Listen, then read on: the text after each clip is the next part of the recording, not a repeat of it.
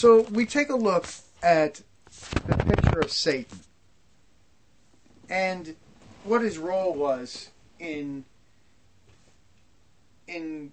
doing evil to men, but doing it because of their unrighteousness.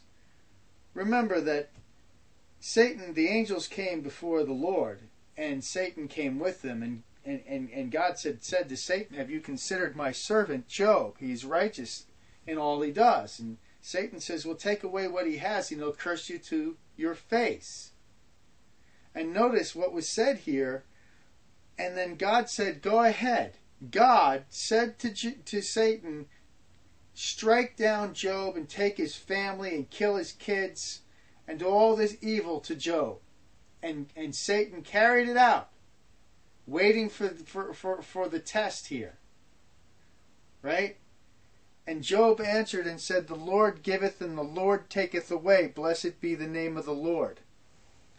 Now later on, after Job was afflicted, he complained that he somehow or another had some righteousness of his own, and he was rebuked. However, let's take a look at Pontius Pilate. Jesus said to Pontius Pilate, "You would not have any power over me except it was given to you from on high." So God had given Pontius Pilate power to crucify the Messiah. And now and the Messiah on the cross did not curse God, but went to the cross and died in submission to God and took the punishment for the sin of man on his back. Now let's take a look at Adam. Adam was formed out of clay. He was supposedly made in the image of the Creator.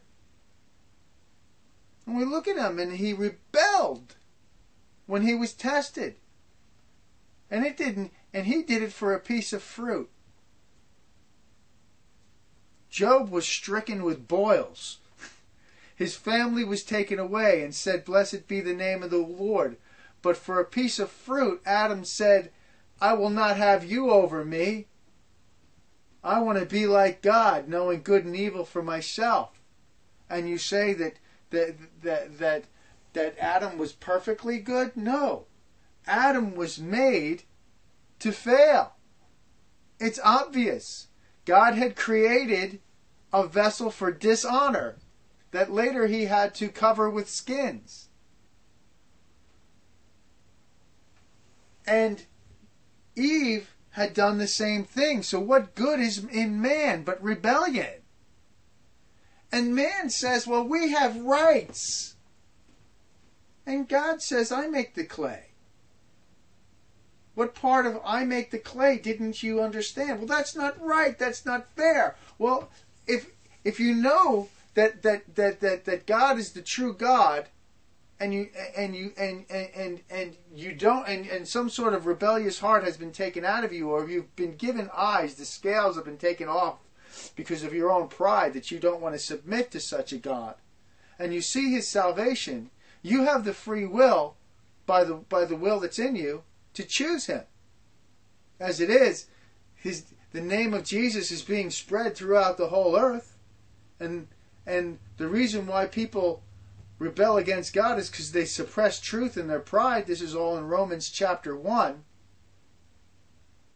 So when you say that, well, Adam had some goodness in him, and I'm going to say to you that everything that God made was good, and it had splendor. It was made in the image of God, but it was also made that when it was tested, it failed. God could have made somebody, he could have himself come down, Christ himself, and could have done what Jesus did when Satan tempted him.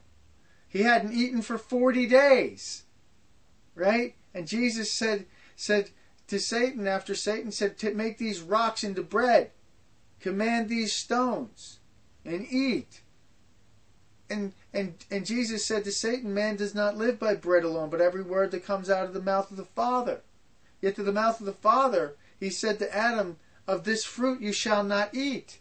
And what did he do? he ate in rebellion to God, the fruit of the knowledge of good and evil, for in that day he will be like God, knowing good and evil. He had every right. His whole creation died since that time. And so you look up at heaven and you say you have rights? And God doesn't have the right to have mercy on some? For his purposes? To show his salvation, to show his love for people? By covering them for what they were?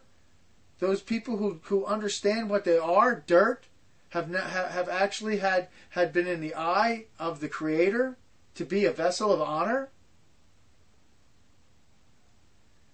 God has the right to love some and hate others?